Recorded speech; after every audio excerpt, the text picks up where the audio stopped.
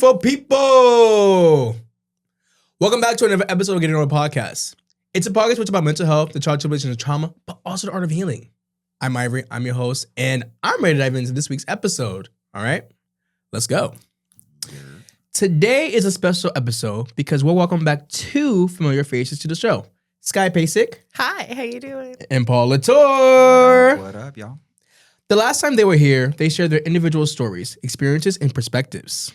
Since these episodes air, life has continued to move, evolve, and challenge all of us in different ways. So, today, we're checking back in. We'll talk about what changed, what they've learned about themselves, and what it was like hearing each other's stories. But we'll also dive into something we all know deeply as educators, mentors, and caretakers of the next generation. In a world that often feels heavy, uncertain, and constantly connected, how do you continue showing up for others while taking care of yourself? How do you create hope, stability, and safety for young people when you're navigating life's challenges too? This is a conversation about growth, burnout, resilience, education, and the lessons we're all still learning as we get older. So let's get into it. Hello! How y'all feeling? Good, how are you? I'm good. I'm alive. We're alive, yes, that's we the alive. sentiment. We alive. outside. We outside. We alive. It's a thriving summer. Yes. Fuck it, we ball. You know what I'm saying? Fuck it. Knicks in 5. Yes. Right, exactly. Yeah. By the time this airs, like the finals are decided already. But Fuck the Spurs. Wemby. Yes, it's could very get gone. serious. Yeah, Wemby be bullying my guy Brunson. Sorry. Sorry, Brandon. Sorry. But No, dead ass. I've been bullying him this whole time. You know, you play silly games, you win silly prizes. oh, that part. I know that part. But listen, I want to say thank you guys again for coming out. I know that, Saturdays is like one of my free days, and I know that we all work all week. So I know being here early, I know like you said earlier. I'm not a morning person. Right. I'm not. You will never catch me before noon anywhere but where my lovely friends are in purpose, aligned in purpose. So we outside before noon for this. Yes, I'm here for it, but thank you guys again. So listen, let's dive right in, okay? Yeah. So I want to just ask you, like, how have you guys been, like, since your episodes aired and stuff like that? Skye? Very good, growing and glowing. Definitely having some new experiences, definitely learning some things about myself that I did not know before, maybe suspected before, but got to have some final answers and some clarity on. But yeah, we're just growing, we're glowing, we're living life. We're living life over here. I felt that. All Yeah. right. How about you, Paul? I feel like I've had several lifetimes since the last time I was here. A year ago, actually. Yeah. Like it was. Happy it was last June. anniversary. Yeah, it was last June. I mean, like life has been lifed through. In good ways, in great ways, in Yes. a lot of like just. I really feel like every year of my life for the last few years has just been a different stage of transformation. So I feel very changed from when I was here a year ago. Is there one thing you want to share? I mean, I'm just proud of the work that I'm like doing in Newark with the teens. Like I'm just proud to see the things that I'm doing and pouring into my career and seeing them level up. So just like really that on a personal level, again, it's all about like having patience with myself and having patience with the stages of my life, realizing it's checkpoints, not endpoints. You know, like everybody be rushing to reach end destinations. And I feel like I can't rush any parts of my process because then it makes it inauthentic. But do I feel like sometimes, like, are we really at our destination, Because I feel like that's the thing, like, we want to reach to our destination. I've been kind of feeling like this lately where it's like I have some things that I'm doing for myself, but it's like, I want to reach.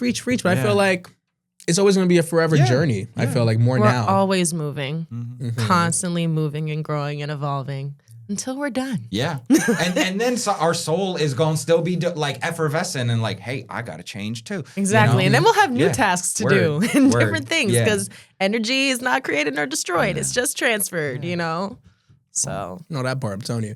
But also, something's different about you. Yeah.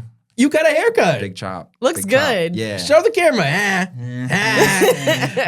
Bro, what made you get the haircut, man? So several things, right? Like there's seasonal sheds in life. There's times where you just feel like I need a new me, a new phase, something to change. I mean, I love my long hair, but also, so I've had like several hair transplants. Oh, you have? Yeah. Wow. You went to Turkey? Yeah. Well, I went to Turkey for my first one before the pandemic, right? And Really? yeah. I could never tell you had a hair transplant. My hair was receding like throughout since I was like 19. My barber was like, "Yo, your points are going back," and I was like, "No." And Can so you believe that? No, not at all. I had like severe anxiety about it, like self-image stuff, all this stuff around it. All throughout my 20s, I was like really unhappy. So in my like early 30s, I was like, you know what? We get one life. Why am I not gonna try and feel my fullest self? Mhm. So I invested in it, went to Turkey. Didn't love how it turned out because I went to a place that I was like swayed to go to. Didn't love it. Got my money back. We like refunds. Yeah. Went to did thorough research, went to Portugal, a great surgeon out there, and I like repaired like the right side and the back. And then I kind of, because I'm a little OCD about myself, I was like, you know what? I need like, there's other work I got to do on this side. So I researched and found a surgeon in Thailand. And that's where I went to, I did some medical tourism, you know? But it was really worth it. It was an incredible experience each time I've gone. And then you come home and you heal and you change. And I'm like, wow, now I feel like it's a different me because I got to start from scratch all over again. And then it's like past me would feel very self-conscious and like he wouldn't want to be seen and he would just want to hibernate during these phases. And now I'm like, whatever, we outside, you know? And genuinely like I'm okay with sharing those parts of my process and I'm okay being transparent about it because to me it's not, there shouldn't be a shame or a stigma. Like if celebrities gonna go and do it, why shouldn't I do it? Why shouldn't I love on myself in this one life? We got Justin Bieber gonna get his hair transplant done. He probably already has. No, he has. For did. real? Yeah, that's homie got his head shaved all the time because he got a hair like so many people that we know. Allegedly. Yeah, no, dead ass. He has. No, Allegedly. For facts. Allegedly. I mean, like, Allegedly whatever. today. Yeah, we don't want to get hit by no cease and desist the Biebs. But This is it's why I not. hop in. Yes. Yeah, but it's like it's something I did out of self-love. So yeah, in order to do that, you got to shave your head. And so even before you met me, I had my first one, and then I went and got my 2 repairs since then, 2023, 2026. So it was kind of like 3 years apart each one. Yeah. I was in very different places in my life in each aspect, but each time I did it alone. And it's like learning the strength to like sit by your own side, you know, because anytime you have like a procedure, it's a vulnerable process. And you're left literally healing those wounds. The wounds are fresh. So it, you know, the first time I did, I crashed out. When I was in Turkey, I had literally a mental breakdown. And then I was like having ideation. I was going through it and I was in a relationship, but I felt alone at the time. Yeah. And I came back and then she made me like quarantine and self-isolate too, because it was like pandemic times. And so, yeah, it ended up being something that like, I had to learn how to heal and I had to learn how to hold myself through healing. And each time I've done it, it's gotten gradually easier. So now like in the third time, I'm like, oh, I've done this. I'm good. I know, I got this. And anytime I talk to anybody, like for the most part, I'm just like, yeah, I went and I did it. Like sometimes I'm just like, whatever, I shaved my head. I felt like it. But then like when I'm like, you know what? I want to be completely keep it a buck, you know? Yeah. That's when I'm able to be like, yeah, whatever, I did this. Cause again, who cares? You know? That part. It's my body. I'm happy with it. And we'll see like, you know, 8 months from now when it grows back out again. Yes. Where we at? So that's what you learned recently about yourself, I'll say. Yeah. I mean like, and again, using it also as a means to go and explore other places in the world that I wouldn't necessarily, you know, like Portugal, part of my roots are from Portugal. So I never got to visit that part of my heritage. Like that gave me an excuse to go somewhere where my ancestry is from. So it's also like, hey, you know, I definitely wouldn't have done these things if not for like being incentivized by, I want to do this thing to love myself and for myself. And yeah, I think it's something younger me would have been really ashamed of. And I lived in shame for a really long time around a lot of things. And now I'm just learning to try to like live in the authentic experience. Yeah. You know? What about you, Skye? What is something you've learned recently about yourself? Something I've recently learned about myself and going into the whole, learning things that I probably suspected, but, okay, finally got answers to. I'm autistic and I have ADHD. Hey. ADHD, boom, boom, boom. Exactly. I got a touch of the tism, you know? So You gotta rhythm with yeah, the tism. and I learned that by going through some really serious mental health struggles this year.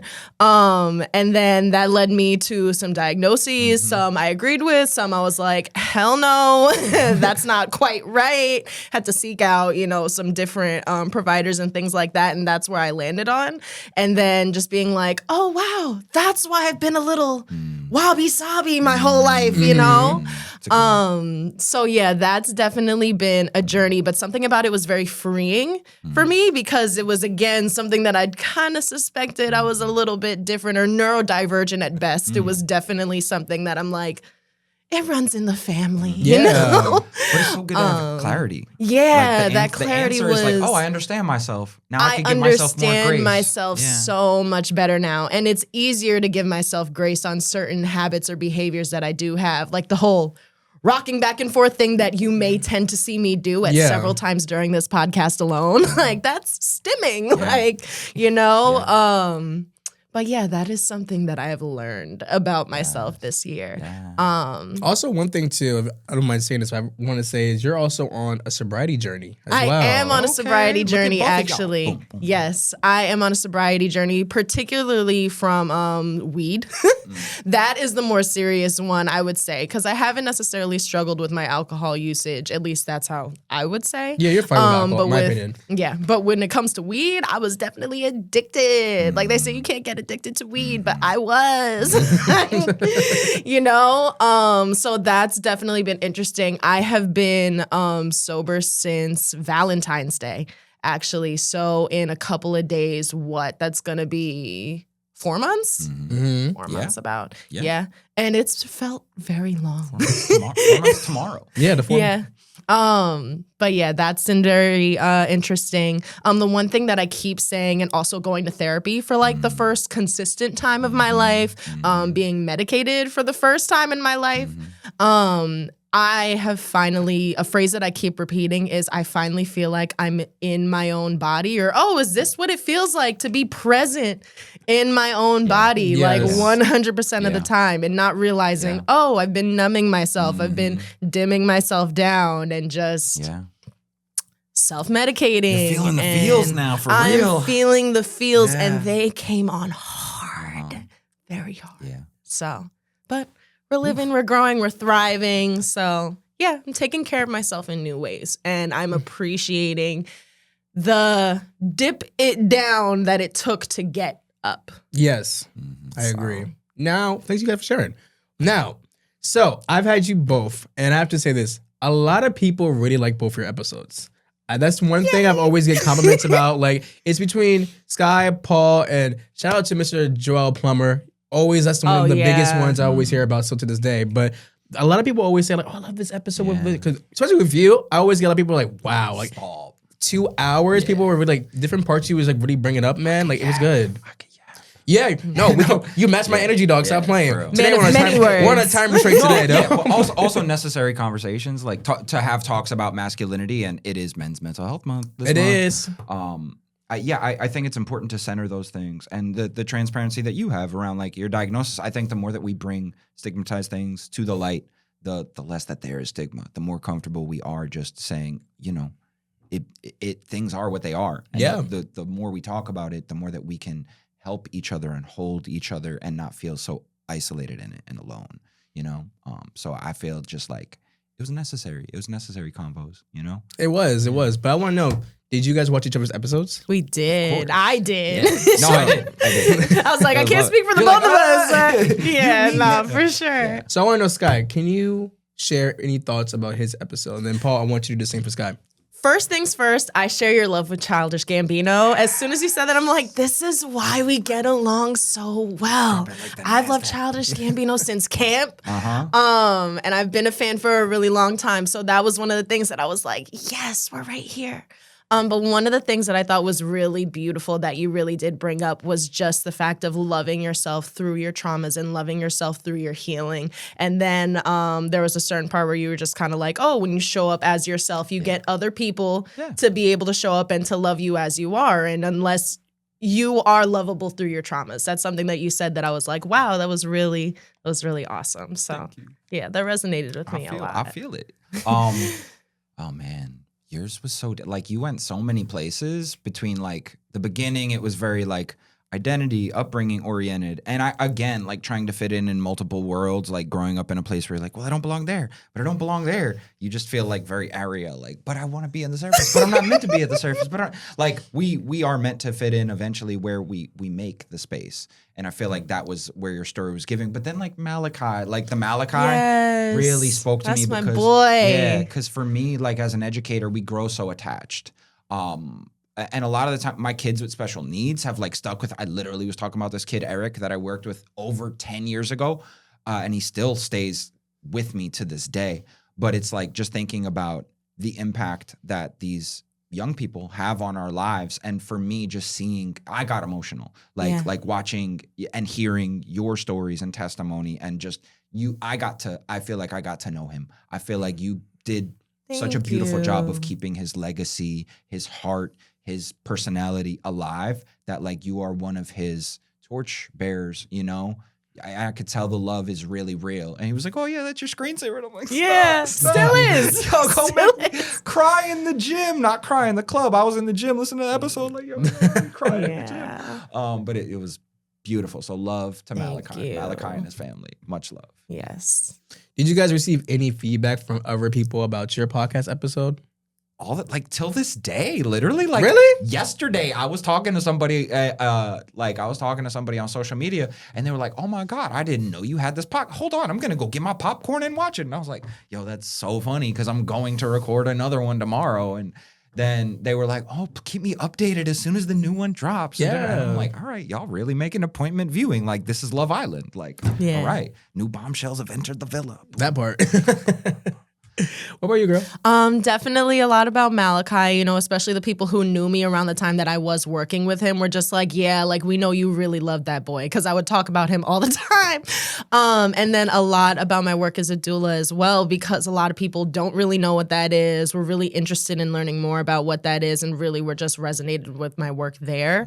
So yeah, I definitely was getting a lot of feedback, and a lot of people liked my episode. I was happy that people liked my episode, you know? No, it was good. I feel with your episode, you really like shifted in so many different ways. I loved our conversation when we started talking about just like who you were, like happy-go-lucky, like, you know, you was just like full of life, but also just like what scares you the most, or what's something that you worry about. And I loved our relationship conversation. That's like actually one of the first times I ever talked about relationships on the podcast about myself as well, because I was like, it's a real thing. Yeah.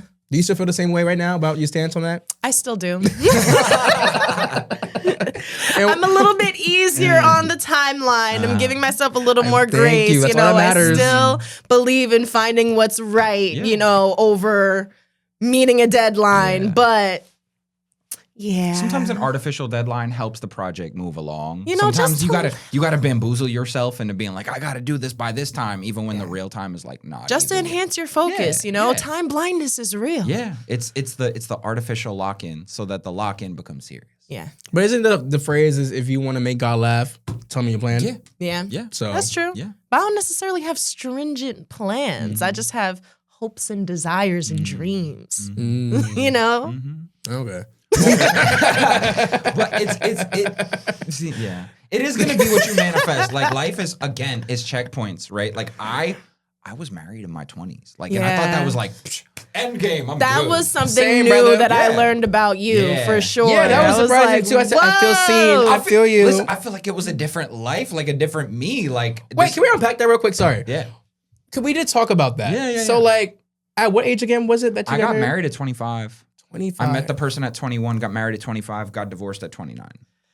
That's like half of my dream. You're like, if it stopped before the divorce, boom. Yep. There we go.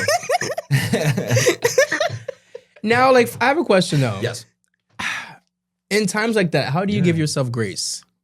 I mean, I learned to take the love and the lesson away from it. Like, it was meant for me for that period of time. I was meant to grow with that person through those phases, and then we were meant to grow apart. Like, and I can take all the things I learned about myself and about loving others and the way in which that allows me to deeper love myself, and that you can't force anything to be. right? Yeah. Like she was trying to force me into a timeline to have children I wasn't ready for. And I was trying to like push so hard for my career. And we were at an impasse and we were at a crossroads. And eventually she did what was best for her and I did what was best for me. And we both ended up happy. And like you can look at somebody and be like, oh, well, I'm glad that things turned out, even though that's not the way I wanted in the moment. And it was really devastating to go through it at that time, to have that break and have to remold your entire life. I know now, looking back with perspective, that's exactly what needed to happen. And that brought me to who I am today. And that allowed for that person to have their full happiness, right? Because sometimes you can be aligned, but it's not the right time, right? And for me, just learning that, like, again, divine timelines don't exist. They're going to happen when they're going to happen. When things are called into action, they usually end up just working out wonderfully and organically, and you can't force those kinds of things. So also when things fall apart, you can't force them to not. You can't just be like, nope, let me patch all this together with crazy glue. Let me just, like Spider-Man on the subway. Like, nah, bro, it's a whole subway. It's going to crush you. You just have to let things fall apart sometimes in order for better things to come into place. And when you have that perspective, like every L is a lesson and everything we go through is meant to grow us in some capacity. So I've taken that perspective versus like, I'm a harp on it and I'm going to obsess about it and beat myself up, because that was my old mindsets that weren't serving me. It just kept me in a cycle of constant berating myself and judging myself. And so now it's like, once we give ourselves the grace, there's understanding, and there's understanding in, well, I went through this because it was something I was meant to. And, I feel better for it. Yes. Yeah. All right. Now, lastly, before we get into our other topics, I want to ask you guys, is there anything you would add or change about your episodes? Start with you, Skye. Not necessarily, although I may have added some more stories about Malachi. That's one thing. Like, one of the things that's been running through my head this week alone is, I remember it was like really funny because I was talking to, I guess I was cool with the art teacher. So then we were having a conversation, during one of his classes. And then I forgot, I think I was just making a point about how grateful I was that he was my student, because I'd seen so many other students in that school be so disrespectful. And that was not the issue that I ever had with him. I never had any issues with that. And then I was just kind of like, oh yeah, like he knows better, like, or something. I made some kind of comment like that. And he's like, Skye, why did you say that? Like, you have some kind of authority over me. And I was like, I kind of do. Like, I'm with you every single day. I'm your person. And he's like, yeah, you're right. So that's something that's just been rolling through my head just this week, literally. Yeah, so I might have shared a couple of more memories too, but otherwise, no, I wouldn't change anything about it. Aww. Yeah. Latour. No regrets. No, I don't. It was 2 hours. There was so much happening. No, I don't know. I guess for me, it is what it is. Honestly, I be yapping, but at the same time, I feel like everything that comes forth in a moment of like realness, like this. I feel comfortable with y'all. Like, I feel like we just literally chatting it up. Like, in my mind, I'm not even like, this is going to be recorded and given for all of history, the things that I'm like, no, I don't know. Yeah. Like for me, it's just like, if I show up authentically, I'm cool. Of course I could always nitpick things, but I'm kind of learning to just let things be what they are and then roll with it. But that's why a lot of people like both your episodes a lot, because you guys were being yourselves. Again, like, I have my personal relationship with Skye for 10 years. I've known you for like the last 4 years and stuff like that. So for me, it's like, when we're just talking, it's like, it's real. You know what I'm saying? So not a lot of people, like, if you see other people, maybe episodes or anything like that, it can be like kind of like manufactured or whatever, not commercialized. No, you guys just came here to just have a conversation and not worry about the outside noise again. Because you're living in your truths, and that's all that matters.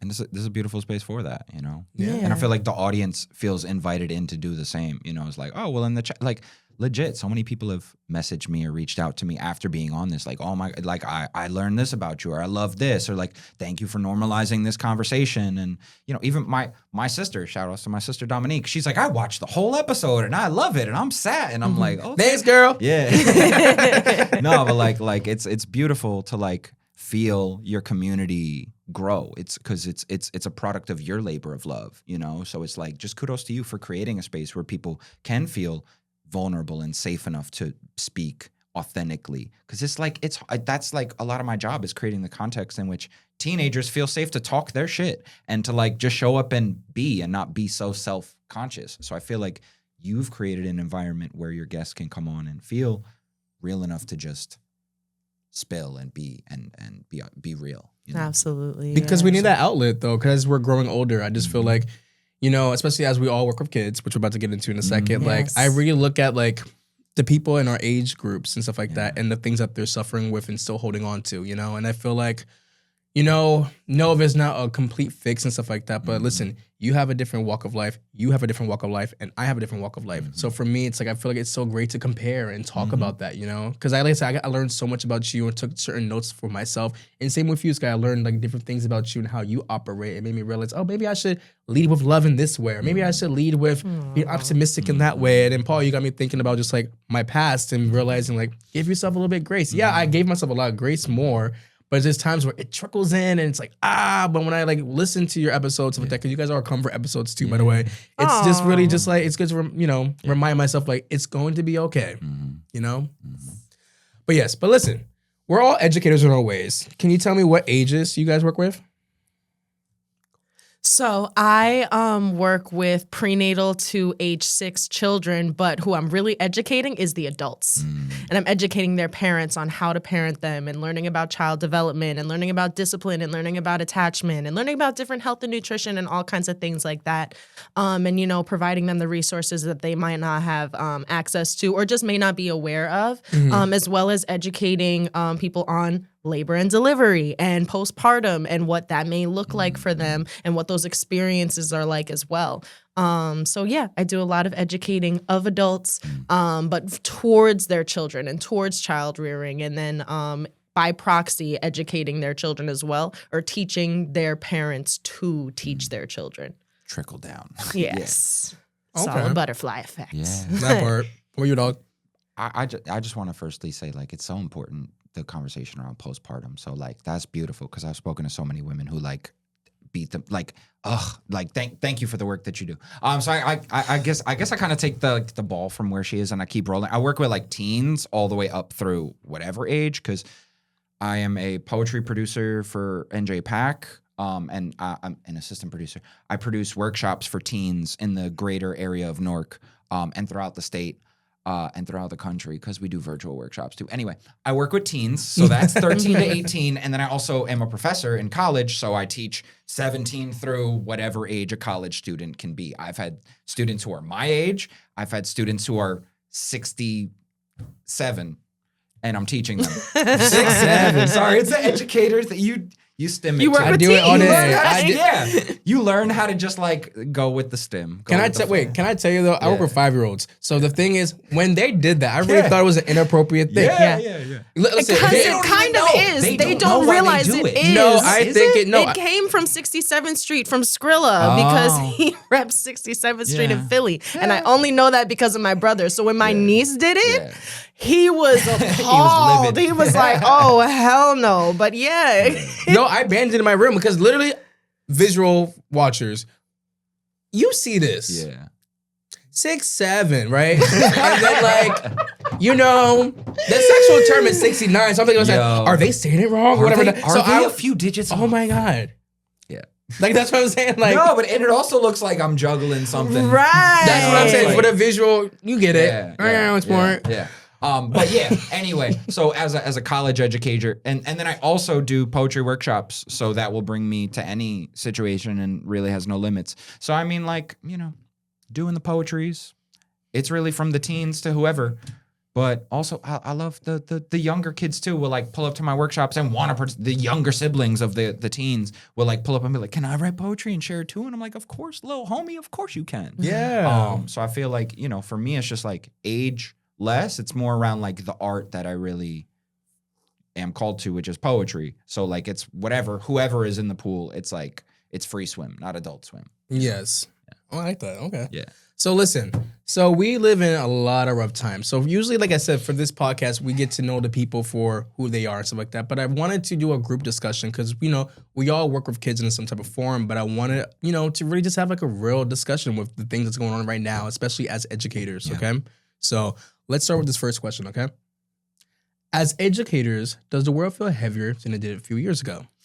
I definitely think so. I'm not quite sure if it feels as heavy as 2020 necessarily felt because that was a big year. But I definitely feel like it's a lot heavier for the collective of us because everybody's going through. We're all feeling the brunt of what the economy is right now and trying to make ends meet. And things are hard for everybody. And also, trying to find a job. And then it's like the job market is everybody's hiring, but nobody really is. And nobody's paying livable wages really, or you got to really fight and you got to really advocate, or you got to work 3 jobs just to make ends meet and a side hustle. And then you still have to take care of your mental health and you still got to check on your family and you still have to make sure that you just have everything together all of the time. And then you get burnt out. And then it's just like, oh, well, you're burnt out because this, that, and so. It's like, no, I'm burnt out because I can't afford my groceries. I can't afford my bills. I can't afford gas. And I'm supposed to hold all of these things together and put a smile on my face and be happy. I'm tired, boss. Right. That's too damn bad. Take me out the game, dog. Yeah. So, it's heavy. What about you, Paul? This current timeline. Harambe did something, man. Harambe died and just everything got so bad. Oh. 10 years Harambe. No. Dead ass. Like, honestly, in 2020, I feel like people were more unified because at least we had like a global villain. We could blame the corona and people were like doing weird Zoom videos together like, we are the people. And it's like, there was some unification. Of course, the cops were being the ops and killing people of color in the street indiscriminately. But I feel like they always do that. It was just, we were catching them on camera more. And then we was out in these streets together. Now I feel like it's like, well, what do we fight? Do we fight the Epstein list and the pedophiles? Do we fight the wage theft and the billionaires? Do we fight the Epstein class and the billionaires again? Do we fight the racial hierarchy? Do we fight that they're killing people in Iran and Palestine and Lebanon and everywhere? And it's so exhausting because I feel like I'm pulled and stretched a million different ways, and that's by design. The exhaustion is meant to have us spent so we can't properly collectivize and revolutionize because they want us working 60-hour work weeks and barely surviving and afraid of missing a single paycheck because that's how classism works and that's how oligarchies keep people under their thumb. That's how they keep people so exhausted they don't know that the power lies in them being together. And so I feel like we are coming to a collective understanding of that. Like, I see it all the time. I see it all over, my timelines, and with my students are talking about how bad, like, eat the rich and like these billionaires are causing ICE. Oh, ICE too, now it's just all our communities are being targeted. And still we have queer and Black children afraid to live their existence, right? So like all these things coming together, it's just like, which battle do I fight? All of them, one battle after another, all of the time, everywhere, everything, all at once. And I just be like, I'm tired of this, Grandpa. I'm so tired. But I'm also not, because that's literally what like our responsibilities are as educator advocates, is to be like, don't give up. Don't be, it's hard, but we can't be so fatigued we lose hope, because I think that's the thing that they want from us. Yeah, I mean, at the same time, we have to continue showing up for our kids, especially like when we're stressed out and things that's going on. Like for me, like, even though I can't obviously have those conversations with my kids about what's going on in the world and stuff like that, but the only thing I can instill in them is more of like, self-confidence. Because I never realized like how minuscule kids can be very like hard on themselves. And I see that, and it's just like they're so like angry or they're crying or they're upset. I'm just like, that breaks my heart, Like for me, it's like, no, like love yourself, like it's okay, do what you have to do, But also it's like the world that we are living in and stuff like that, it does scare me because, when kids start off that age, I start to realize like, wait, if they're like not caring or not trying, because, our rule in my room is this, is that never say I can't, always say I try.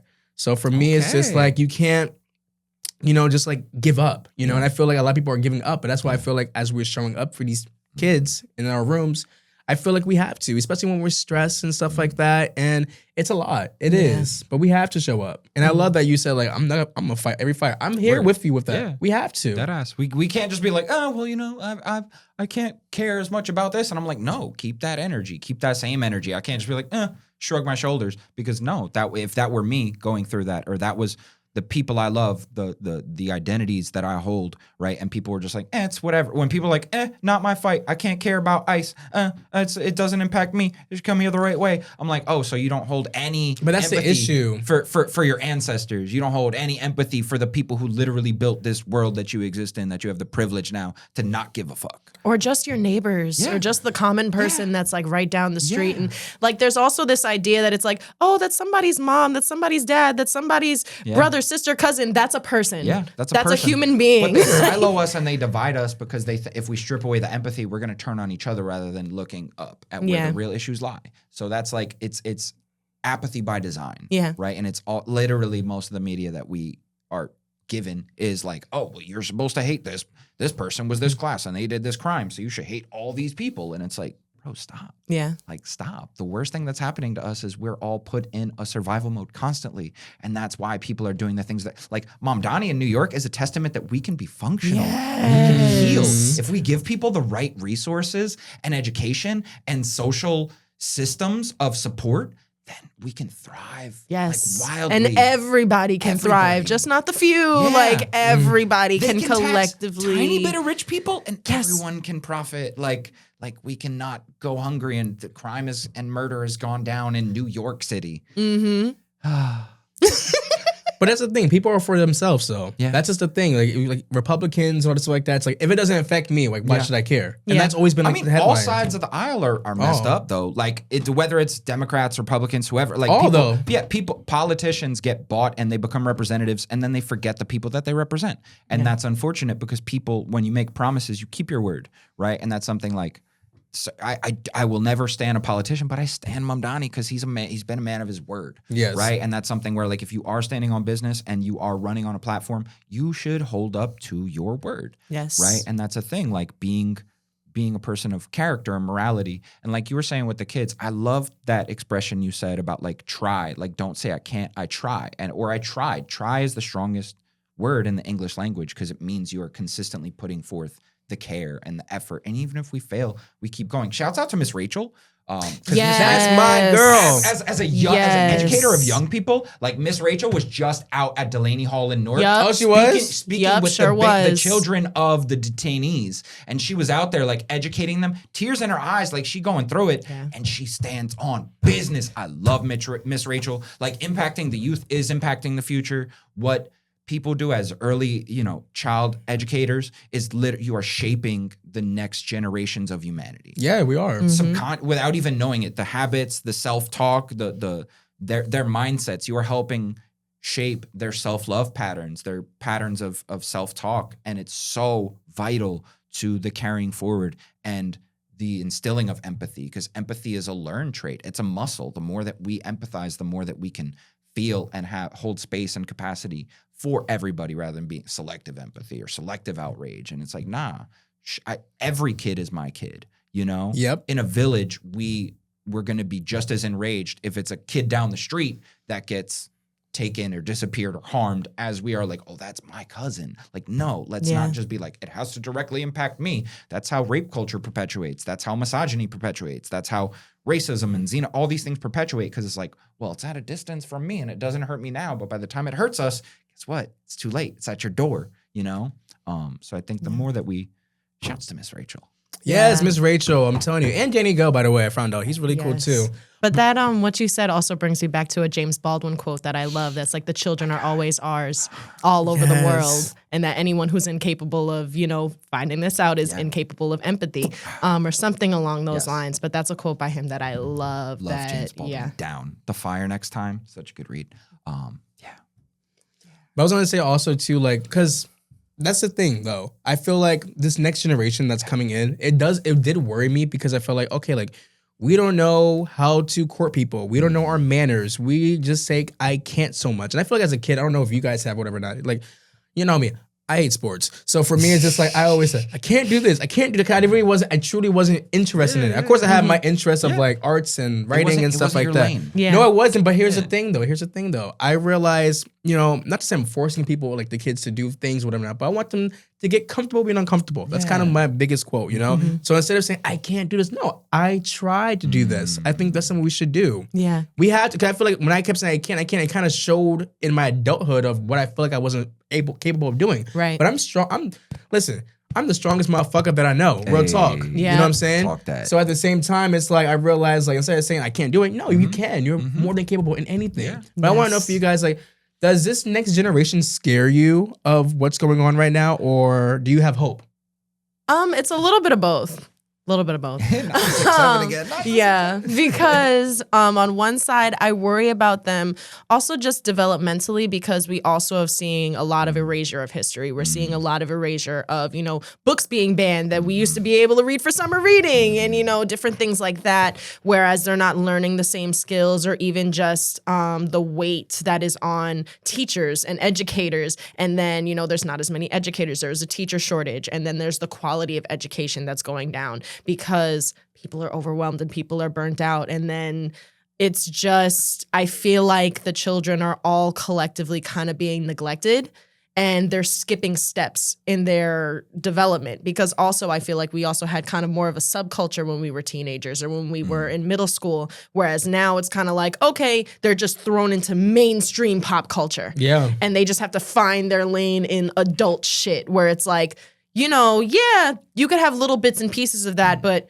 children have children's places, or they should have children's places where they're free to be a child. Not just, a child should stay in a child's place, but where they get to try things and where they get to be free from all the pressures that we have and that we put on each other as adults. And I feel like they're getting flung into that too soon. But in the same realm, I also do feel hope, because I also feel like children are a lot more radical now. Like, again, we were talking about Delaney Hall, and there was that little girl who was talking about, I think it was her dad who was in there, and then she was standing up to the ICE agents and she's like cussing them out and everything. And it's just like, that is the bravest, strongest, she was going off. She was. Love her.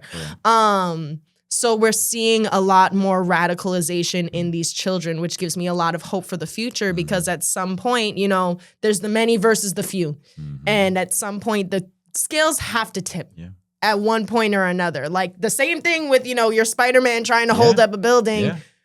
We're the train station now, Yeah. or whatever it is, Yeah. and we're outnumbering them. Not even slowly at this point. These billionaires got to die sometime. Yeah. Mm-hmm. They got to die eventually. Trump on his last legs. Anyway, yeah. Man is falling asleep everywhere. I'm like, Yeah, at the Knicks game and all. don't wake up. Just don't wake up, please. Okay, sorry. The radical empathy, I feel it, right? I believe the kids are going to be all right. Yeah. I really do. In teaching the teens, I can only speak really for like Gen Z. I don't know about like Gen Alpha and all the younger kids have different names, but the kids that I know that I mainly work with, they are so stand on business. Like they don't give a fuck. Yeah, and I've seen like high school and college graduations where they literally will stop the presses and like shout out these chants and rallies to people who are unethical. They like bring in a keynote person and it's like, well, you are, you are part of a genocide. And it's like they're literally just standing on it. And I'm like, I'm so proud. I'm so proud that they're carrying this work forward. And seeing like these kids are sadly like tablet kids, they're iPad babies. They are. And COVID babies. Yeah, and COVID babies and chronically online. Like these are the kids being raised by social media and TikTok. Yes. It's a double-edged sword because there is brain rot. Yes, there is skibbity toilet and all the things that come with it and like all this nonsense that's literal. It holds no meaning. But then they also are like watching things about like class consciousness or police brutality. And they have this level of radical empathy and awareness that like our generations lacked. Like we would say inappropriate, messed up stuff.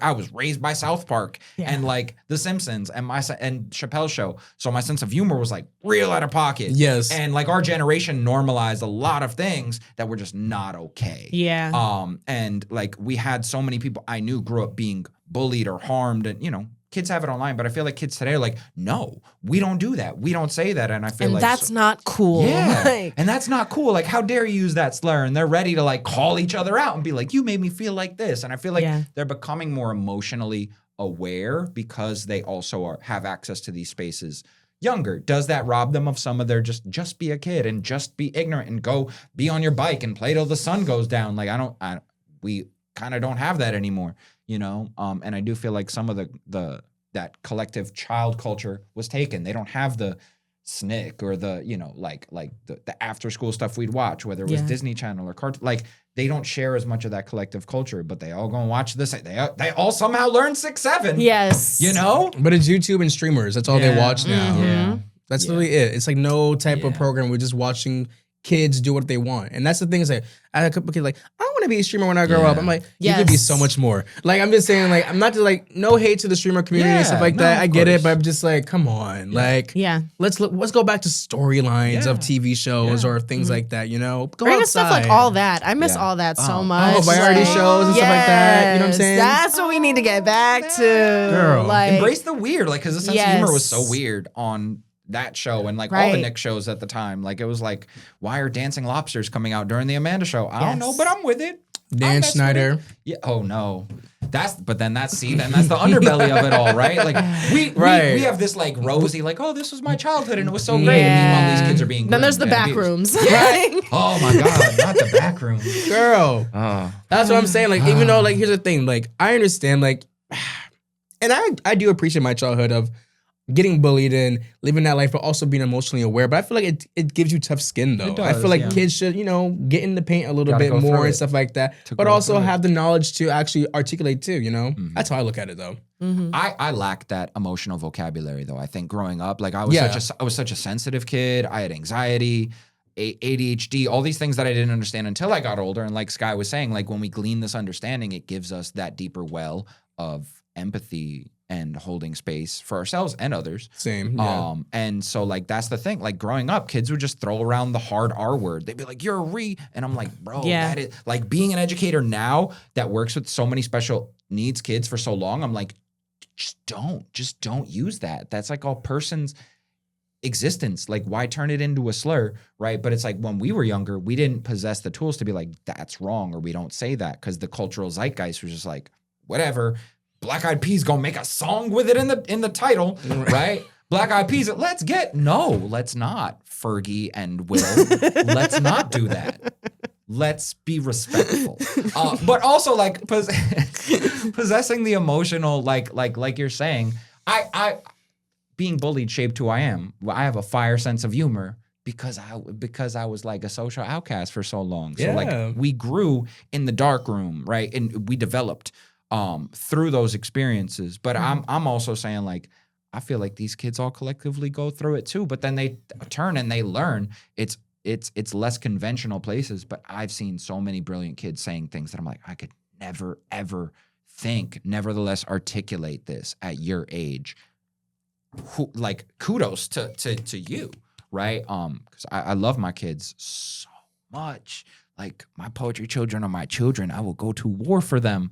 So seeing instances where we hear about what is happening to our children or what has happened. Speaking of Bieber, we love Bieber. Sorry for all the things that have happened to him too, because these kids are growing up being groomed, whether it is by like Hollywood and the Nickelodeon, or it is by the music industry, or it is by their own families, or it's by, you know, whoever the billionaire, the Epstein class, right? Like, these are people preying upon the most vulnerable humans in existence. And they have had all of our pictures. Like, but all of our pictures. Life Touch? I was about to bring that up. When you told me about this, and I did not realize that. And that we really, are all victims of the Epstein list. Yeah. It made me not realize if I have a kid, I don't want to put my kid in those separate photos now. Yeah. No, all the school photos, like, bro, they were just in there scouting. Yeah, and we're seeing a lot more parents being like, oh, Nope, I'm I taking opt all the out. pictures of my children down. Like, oh, I'm not posting children of my... Where before it's like you used to see like the happy, the baby showers and all the newborn pictures and all that stuff. And now you don't get to share in that anymore because we live in such a scary world. times. And then there's also AI and the things that people can do with it.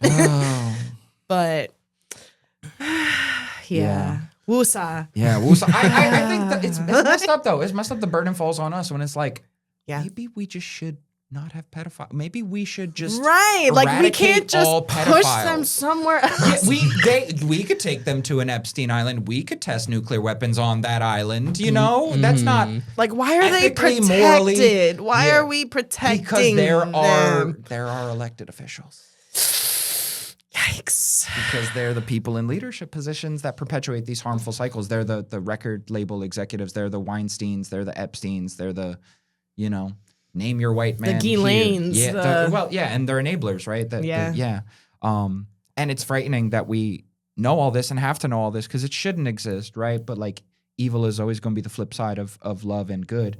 And I think the more that we learn, like, we got to stamp this out, not just like, well, I know now, and now it's the burden of knowledge. Like, reading through those files and then having to just go to work the next day Yes. was such a, like, dissociative thing. Because Yeah. I'm just like, why are we all not burning the world down right now? There was a interview that Kehlani did, and she said something about, I think she was talking about children in her. Palestine and how that had sent her into therapy. The Epstein files sent me to therapy. You know what I mean? Like, when she said that, I was just like, oh my God, for real. Because when you have this sense of empathy, and then it's hard when the weight of the world literally is on you, and it feels like, oh my gosh, like, it's not only on you, it's on all of us. But at the same time, we're being handed these things that we did not choose, we did not decide, and we never would have. You know? Yeah, I didn't want this information. I didn't want to have to Right. see these pictures of children being blown up in Right. Gaza, but I also didn't want to have to read this list and this affidavit about all these things that Trump did to this little boy or this little girl. Like, I don't want to know these things, but now that I know, I have so much rage and I don't know what to do. And you have Yeah. no idea what to do Yeah. with that. And that is also by design. Yeah. Because then it makes us numb to it and it just normalizes the inaction and we all just feel so helpless. Or it makes us take it out on each other. Yeah. And I think the idea of like having the radical empathy is we redirect it and we meet each other with more grace. And then we have these conversations and we're like, but how can we redirect this? Yeah. How can we turn this into something where we don't all just feel like, oh, well, what now? Like, and I love that there are still people who stand for something and stand up. Like, I love Kehlani. I love that she put Palestinian flags in her music video Yes. for After Hours and like stood on as like, I don't care what money I lose. I love Melissa Barrera losing her opportunity to be in Scream 7 because she's like, I stand for what I said. I said what I said, and she created a new platform for influencers and for like people to talk about issues that truly matter. And I bless and love anybody that has amplified the things going on in the Epstein files and will speak out about ICE. And I think like us having these pulling these conversations to the table, making people less afraid of like, I'm gonna get fired or I'm going to get canceled or I'm not going to be backed by whoever. Like, okay, cool. Let a Zionist lobby cancel me. Let an institution, if their soul is that corrupt, I don't belong there. Right. I work for state institutions. I work for Montclair State. I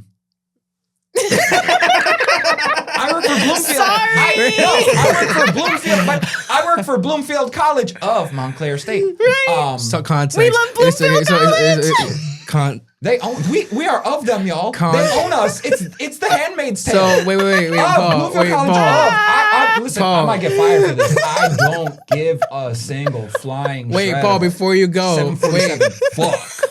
I know y'all both went to MSU. I picked up what y'all put down on the podcast. I love it. No, it's okay. It's all right. It's just my first day at a No, hold up. Chat. My first day in a graduate program for children with special needs in Newark, New Jersey, that was sponsored by Mark Zuckerberg Facebook money. These white women that ran the program told a program that was 80% people of color that they owned us for the next 5 years.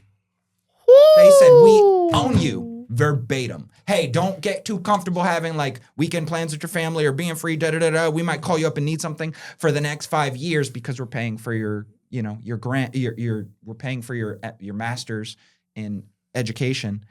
We own you. And I was like, bro, really? You gonna say wow. that? Really? You gonna be an educator and throw around that terminology?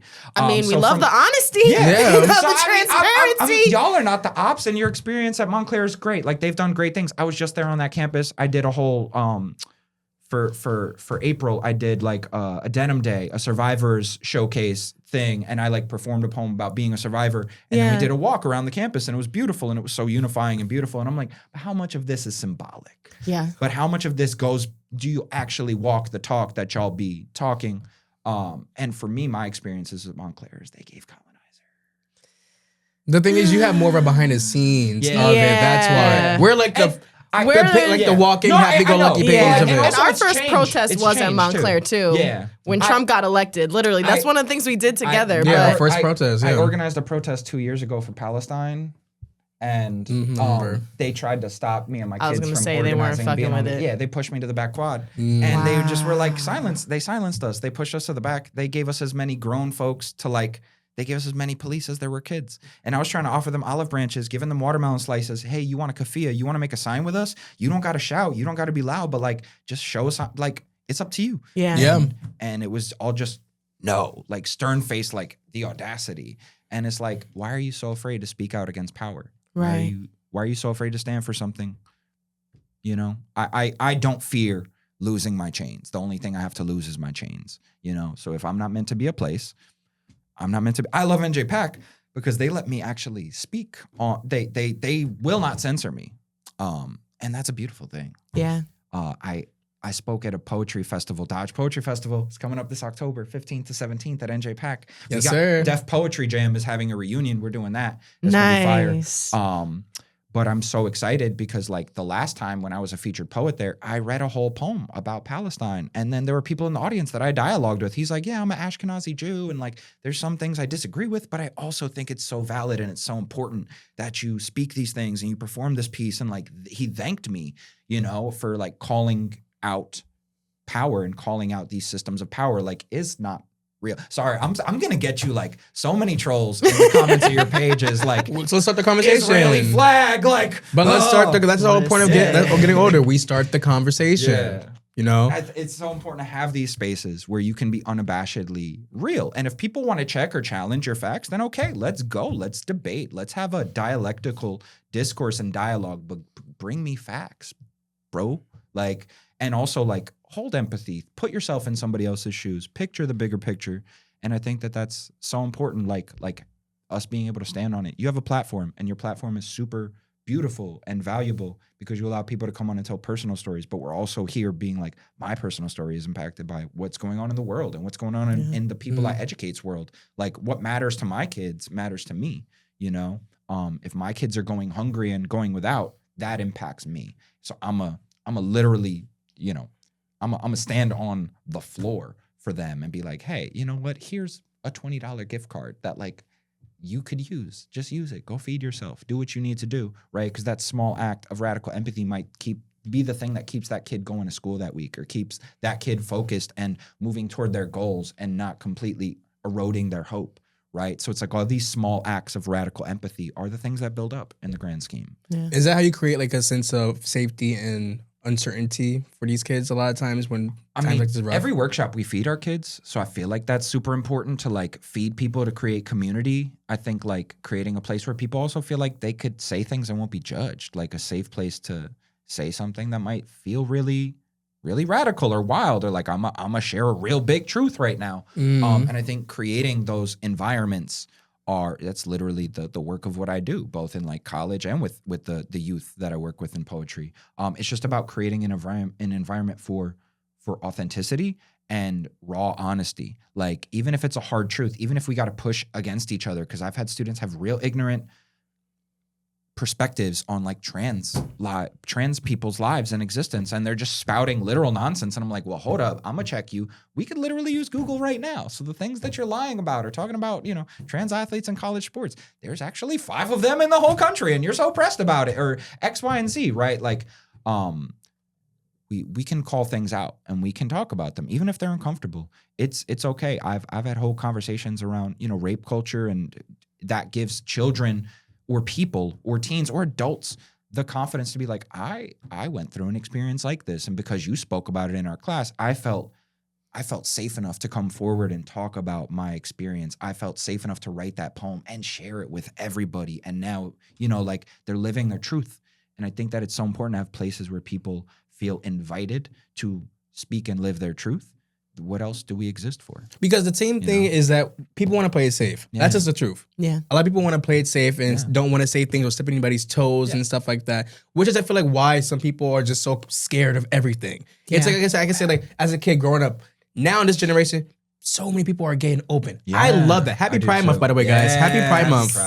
But I just want to say, like, back then, you could not talk about that. You could not do A, B, and C. It was a slur, you know? The biggest thing in the world for it, you know? But now it's like when I see these people, I get a little jealous, low key. I'm gonna hold you for the younger generation. I got a boyfriend at 17, like, oh, good for you. But anyway. Must be nice. Both can exist. They can, but low key. You can say, like, I'm jealous that this wasn't my world growing up, but also, like, I'm happy for you. I am happy for you, but I'm also happy with where I'm at right now because I had to get to where I had to get to for myself. But I love it for more the younger generation, though. You know what I'm saying? Because I feel like I feel like people are just so scared of certain things. It's like, I don't know. It's like if you just let the bully take over and do what they want, it's like we just have to comply, whatever not. But like, I don't want to comply. Like, I want to be able to like shake the table or whatever not, or be honest. And if people don't like it, oh well, sorry, not sorry. Yeah, I think a lot of it comes with you got to bully the bully. You got to push the person who's a piece of shit and be a piece of shit to like, honestly, the notion is like the people who used to call all these kids slurs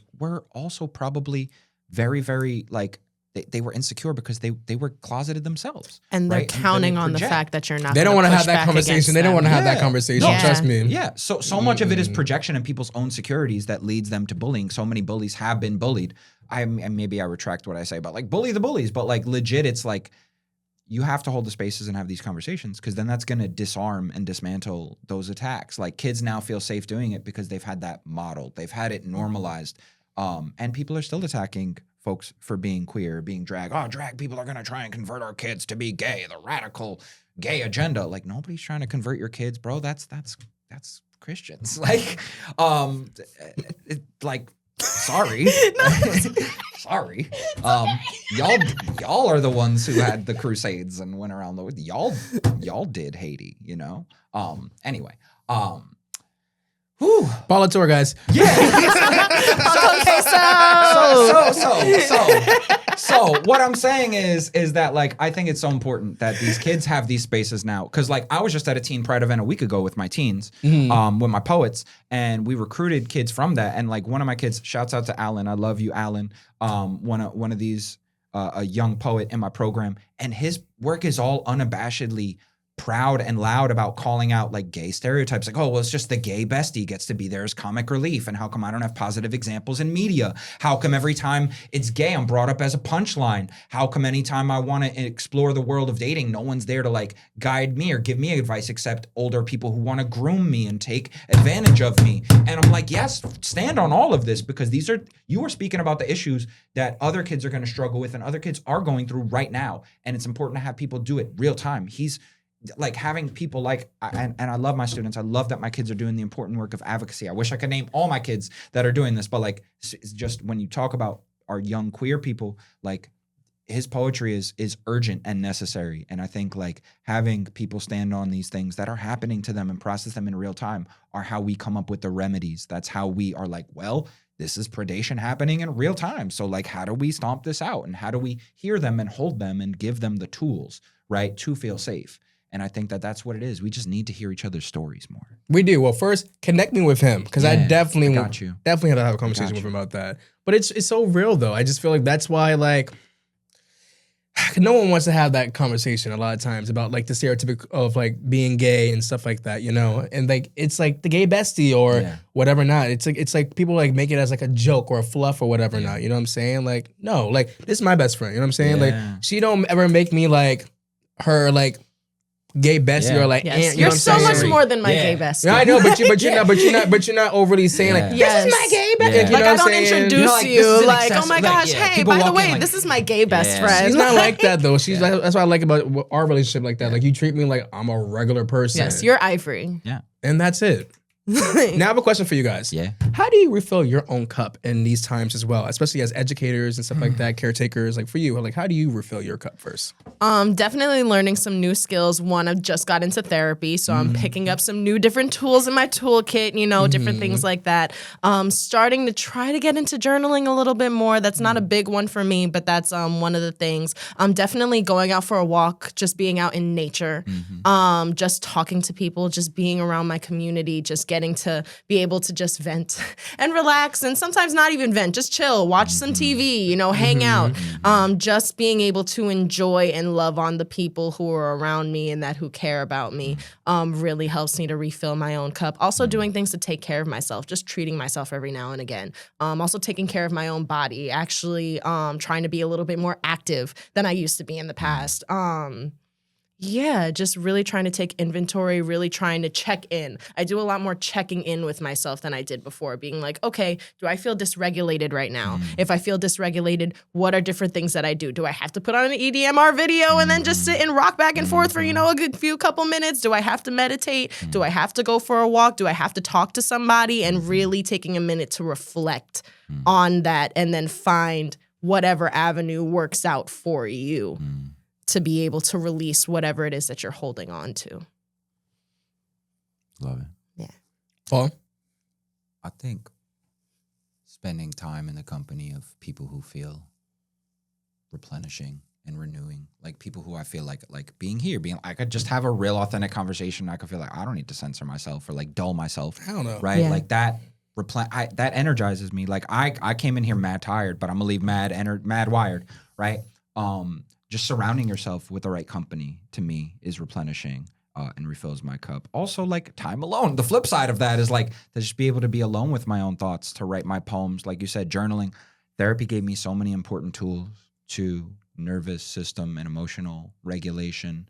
Just as a very ADHD person, to be able to slow down my mind sometimes and let my mouth catch up with what thoughts are processing. Breathing exercise, whether it's box breathing, or it's other techniques of like just trying to calm my nervous system in a time where everything is meant to throw it out of alignment. And then, just finding other avenues. Exercise. I look at the gym as very therapeutic for me, like physical, get the rage out physically. And then the rest is all just like therapeutic practices in reality, like having real ass conversations like this one. Like I feel like that's how I replenish my cup, because if not, we just become so frustrated and it's like it all becomes bottled up and wow, where do I put all this? And it's like, well, when we create art or when we come together, or when we go to a concert or we have a collective, like I'm down to just drive to the void and shout into it. I literally will just like be, if I'm with some friends and I'm just literally in a backyard looking at the stars and sitting there and having a conversation around a fire, like literally whatever nurtures my soul. Like I'm a fire sign, so I love heat, fire, a sauna, certain things that'll just regulate my body and make me feel back at home again. I ask that because I want to know, like, why do so many caretakers struggle to, like care for themselves? I feel like we want to help the people. We want to make change for our next generation, but I feel like that's what I'm asking, how do you refill your cup? But I feel like we still struggle with taking care of ourselves. Yeah. It definitely is an ongoing journey, because the things that may work for you in the past may not work for you now. Or the things that work for you in a certain phase of your life or under certain circumstances may not work for you. Journaling is great until you're in a crowded room full of people and it's like, okay, are you really going to bring out your notebook and then just sit there and start scribbling some words down because you feel overwhelmed? Probably not. Are you really going to, take yourself to the side, do that box breathing, things like that? You might be able to take yourself for a minute. You may not to. So you have to find and adapt to your surroundings and to different circumstances. And also in my working with people who are parents, it's a lot harder for them as caretakers to take care of themselves because they have their kids to take care about and they have somebody else who they have to worry about in a way that's much bigger than them. So then it's kind of like, okay, yes, I have to make sure they're fed. I have to make sure they're clothed. I have to make sure they're going to school and that they're educated and that they're not bored with their day. Shout to the parents, y'all. And that they're just overall good and that they're not getting bullied and that they're not getting harassed and that they're not getting groomed and that they're not getting all these things and all these dangers aren't befalling them. Or, oh my gosh, now they scraped their knee. Oh God, oh my gosh, now they're sick. Now they have a fever. And then now, as soon as they get to sleep, I'm just exhausted. When do I get my time to journal? When do I get my time to participate in art? When do I get my time to go hang out with my friends? I have to find a babysitter. Like, grateful. None of us have kids, so we can't necessarily relate in that way, but we all know people who do. And then, and we all take care of somebody, whether that somebody is just ourselves or whether that somebody is a loved one. There are people who take care of, their parents once they get to a certain age and when they, start to crumble in their health and everything like that. There are certain people who have to take care of their siblings. There are certain people who have to take care of their cousins, aunts, whoever it is. So yeah, it's very hard when you have somebody else who you have to take care of, literally as a caretaker by design, to be able to then refill your own cup. So definitely finding a multitude of tools and then being able to pick and choose which one works for you in what moment, and also carving out the space that's literally just for you whenever you can. Who nurtures the nurturer? Nobody. Question of the day. Nurture the nurturer. Like mothers, first of all, I know it was Mother's Day last month, but y'all are the MVPs of hell yeah, of collective humanity. So mamas, single mamas, I was raised by a single mother. I haven't had my mother since I was 20 years old. I lost my mother 18 years ago this August. So for me, it's like I don't necessarily have somebody I go to when things get heavy. Like a therapist, yeah. So I mean, go to therapy, folks. Get a therapist. They're a support system. I have friends that I trust, and I have family. I'm very close with my sister, but again, I don't feel like I go to people when I go through things, or like I'm burnt out. I vent to my colleague. Love my colleagues. I have a super healthy dynamic with my closest person I work with at NJ Pack, Isabel. But it's also like, it's who nurtures the nurturer. And when we go home and we're like, literally, again, I was talking about like even recovering from my hair transplant, like I've done it by myself. And I've had partners in the past be like, I'll take care of you. I'll like nurse you. I'll nurture you. And then when I get to that point, it's like, where are y'all at?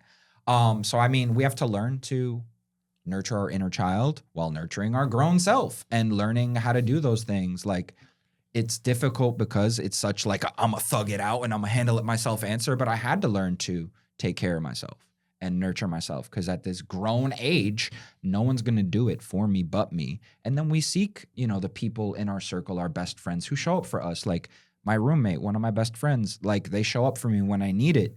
And they will literally just DM, like I talked about how important it is, just check in on the homie. My homies will check in like, yo, you good, bro? Or like, hey, it's been a long time. And I know I have a raw, authentic place there to unburden and speak to them. So whether it is family, friends, and partners too. But again, I don't think that's ever my place to like put any of my healing, my unburdening on a romantic partner. Like we should have that capacity ourselves, but it doesn't hurt to also like lean on somebody, but I don't know. I've just also not become accustomed to that, because then I also know that I can expect to not have that.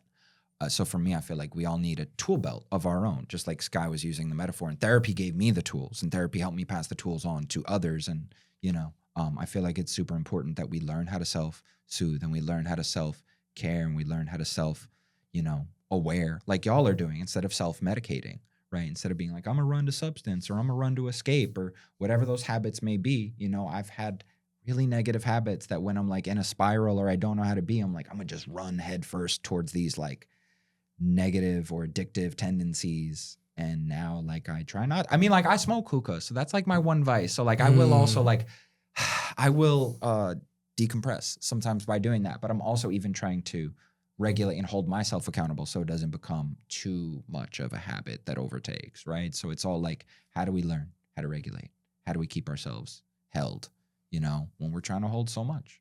And also we have our moments. Like when you just saying that, like for me, like as recently, I'll say like probably like the last month, I feel like I've been more mentally struggling. I feel like there's been like a lot of relationships in my personal life that's like deteriorating a little bit because of boundaries and stuff like that. But I've been saying, I feel like this past month I've been like feeling like real lonely. And I think that like, because I stopped going to therapy after I went from the Philippines trip.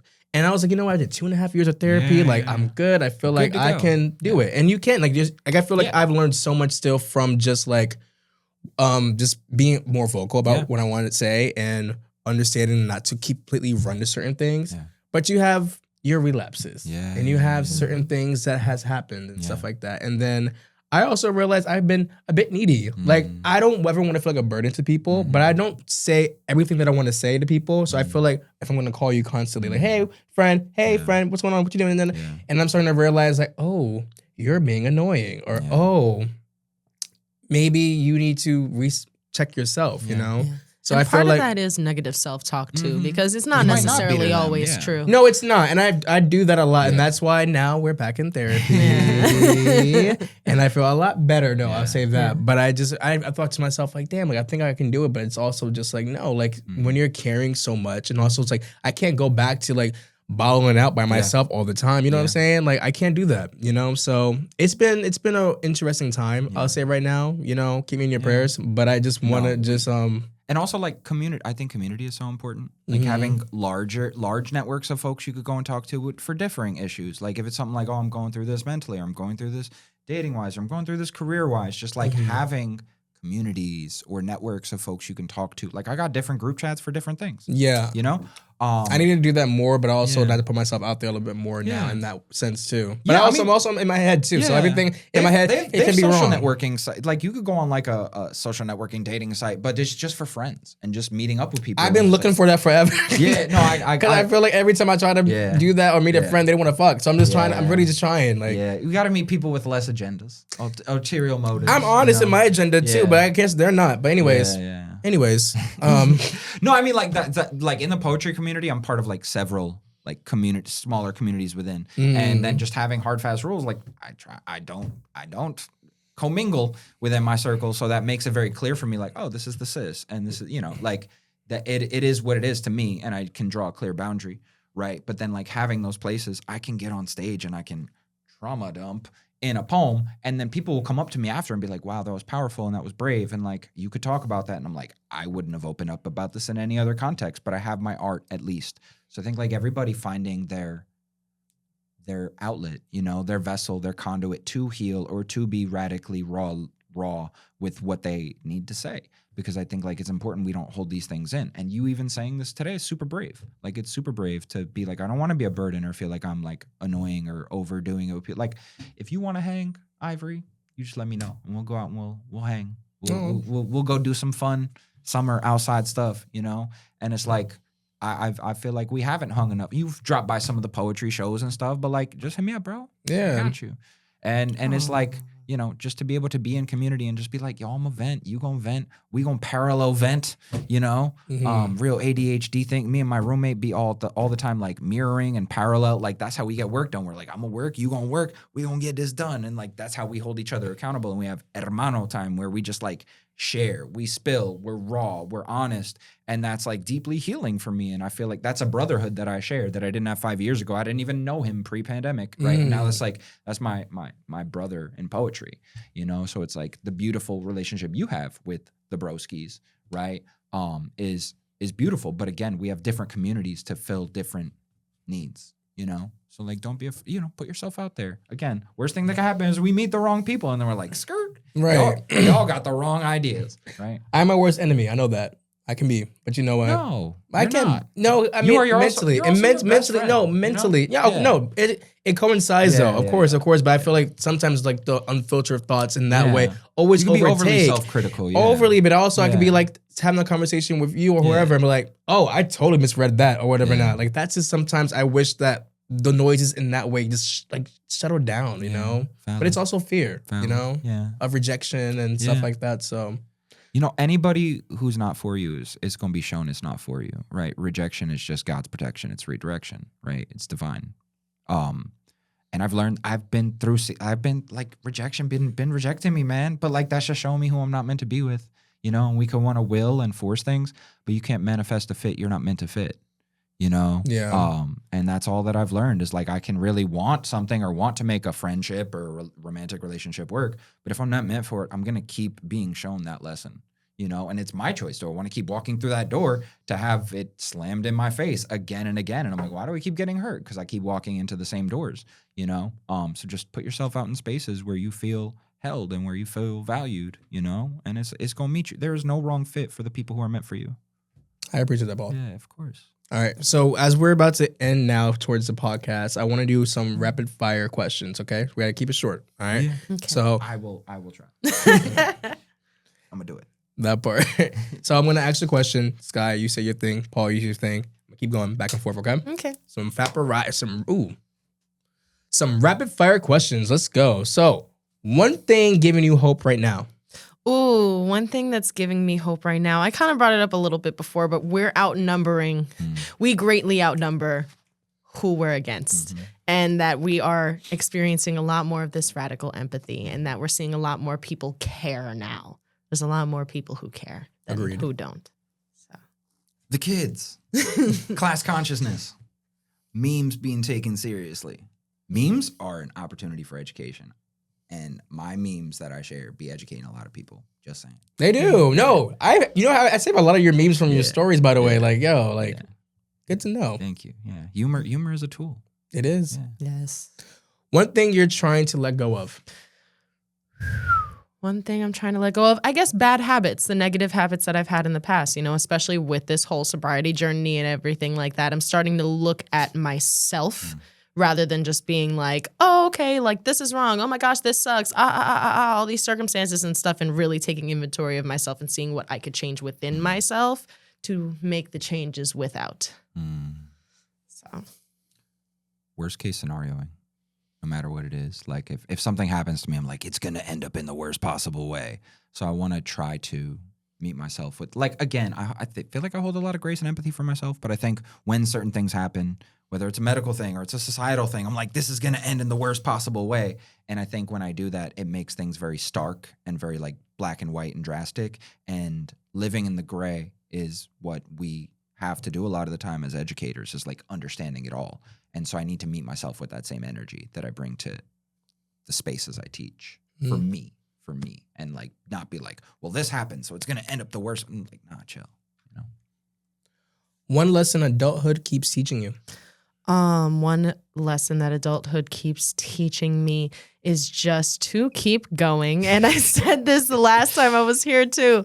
Pretty much just keep going, keep thugging through it, but also have the grace for yourself, and that your circumstances are never permanent. Nothing is permanent. Everything is temporary. So just go along for the ride and make sure that you're taking care of yourself along the way. Keep learning. Did I keep learning? I was like, okay, sorry, my memory. Everything's gonna end. Whether it's a terrible thing, it's a season, it's a relationship, it's. Oh, wait, sorry. The question was one lesson adulthood keeps teaching you. Adulthood, okay, cool. Adulthood, yeah, it's all things are gonna end, right? Like, whether it's perspectives around grief, whether it's this is a bad phase in the world happening right now, or the economy, or this or that, and it's like, all these like, it's gonna end. It's gonna come to an end, right? But the good things are gonna come to an end too. So while you're in them, value them, love them, cherish them, hold on to them deeply, feel them. Don't be afraid to feel them, because they're not gonna be here forever. So while you're in it, be in it. One piece of advice for educators who feel burned out. Definitely make out the time, carve out the space to take care of yourself and to pour into your own cup, whatever that means, whether that's just going for a walk, whether that's journaling, whether that's spoiling yourself every now and again with a trip or some clothes or some food. Like, don't be afraid to just do things for yourself, and don't make yourself guilty because you've done something for yourself, because we get caught up in that a lot. Getting guilty because, oh my gosh, I shouldn't have done that because now I don't have money for this, or oh my gosh, now I shouldn't have. Just treat yourself every now and again. Retweet. Treat yourself. Yeah, I'm gonna echo that because she said it brilliantly. And then again, also just don't be afraid to be transparent and lean on people. Sometimes if you're struggling, I'll be like, I'll tell my students, I don't really have the capacity today or whatever. Or just be honest, like, when I was sick in January, I was really sick from like day after Christmas through New Year's. January 6th, I'm still teaching a class. And I tell my kids, like, I'm just not feeling great. And they're like, what can we do to help, Paul? Like, as soon as I self-advocated, they were like, what can we do? It's just the beauty of like honesty, So don't be afraid to express what your needs are. And if people are real, as long as it's not a system where it's like, well, you're failing then because no, like, we all need help. you know? So like self-advocate on top of all the things you said, because that was brilliant. Thank you. Last question. One thing young people need to hear more often. I think that young people need to hear that they just need to go ahead and do the thing and don't get caught up in all the noise ahead of themselves. Like there are so many times when we've experienced it when we were young where maybe we followed our own dreams or gave up our own dreams, or maybe, you know, we followed some of them but let go of some others. And some of that was supposed to happen. Some of that was divinely orchestrated. Some of it was not. Some of it was because you got caught up in your own fears. You got caught up in what is considered normal or what is considered appropriate or what is considered what you are supposed to do. Just do the thing that you want to do and the world will make space for you.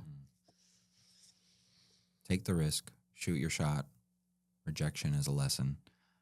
All these things are going to lead you to the path you're meant to be in, but don't be afraid to explore the brave, unpaved path, right? Like I didn't necessarily have the tools or the direction. Like I'm gonna do poetry for a living. Like there was not a roadmap. There was not a major to make what I'm doing now like very clear. But just be brashly confident in your dreams and your vision and follow it. Don't be afraid, you know? Because it's out there. Even if you have to manifest it, it's out there. And I'm going to hop on that last thing. I want to echo what you said. So one of the things I do usually for like dreams and things like that, where people call me delusional or not, I love this song from Fame, Hold On to Your Dream. Yeah. I've always listened to that and I've always stuck with that. No matter how life can be, no matter how delusional people think I could be, I've always held on to my dream. As if me living this dream right now, being with two people that I love and get to have these conversations and feel reassured in a safe space. And I appreciate you guys. You're Delulu until you're a visionary, you know? You know. And then all of a sudden everyone wants a roadmap. Yeah, Everyone wants a yeah, blueprint. yeah. Like Be so Delulu that you cannot see it any other way. yeah. That's it, guys. That's the podcast. So before we end, can you guys say any last words and also tell the cameras exactly what you guys got going and stuff like that, starting with Skye. Be real, be yourself, be transparent. Those who love you will find you. But also, yeah, I guess new stuff that's going on. Just more babies. Bring on the babies. Like I have more babies than I had before. I'm going to continue to have some. And then, yeah, I'm really excited of what the future has to hold in store. Very excited. Lots of good things are coming on the way. Amen. Yeah. Talk your shit. Stand on your business. Don't be afraid. I used to fear consequences a lot. I think now living in your truth and authenticity is what's meant for you is going to find you. So talk your shit, y'all. And I have like a lot of stuff coming up. If you want, you can follow me at Paul Con Queso, and then you can figure out where to find me doing stuff like with the New Rican or doing stuff in Newark with Evolu Culture. And also, if there's any young folks out there who want to be part of a beautiful poetry community, njpac.org/Dodge Poetry in the community, or just Dodge Poetry and you'll find us. But that's the name of the workshop, Dodge Poetry in the community. You can Google us and find us because it's a beautiful place. And we pay kids to come out and perform and be featured at stuff.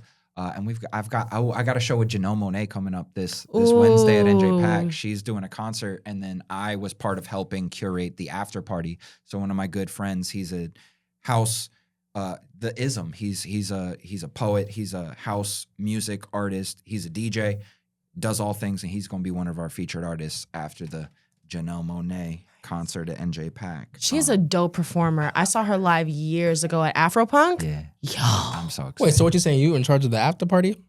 Yeah, I'm part the plan. I helped plan. We gonna be there? So if y'all want to pull up, I'm saying. Shit. I'm with it. All right, guys.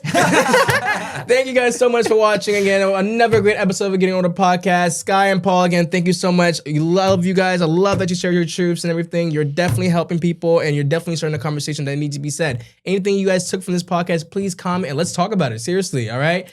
Again, we are streaming on Apple Podcasts, Spotify, iHeartRadio, and much, much more. Guys, thank you guys again so much for tuning in. I love this podcast. I keep saying this every time. I'm so grateful that we get to have this space, you know?